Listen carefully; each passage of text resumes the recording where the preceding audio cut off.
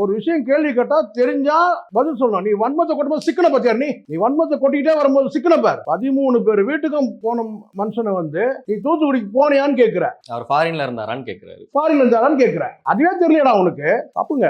நான் சொல்றதுக்குங்களா, இதுதான் சிக்கல். நாம இங்க வந்து யார் உன்னை கேட்ட கேள்வின்னு அதான் பஸ். அவர் வந்து உதயநிதியும் இவரையும் கம்பேர் பண்ணிலாம் அவர் சொல்லவே இல்லை. கேள்வி கேட்ட தம்பி கரெக்டா கேள்வி கேட்டிருக்காரு. எந்த உள்நோக்கமோ வன்மமோ கிடையவே கிடையாது. நீ எதுக்கு வந்து இப்போ உதயநிதியை கொண்டு வந்து நீ இணைச்சி நீ பேசுற?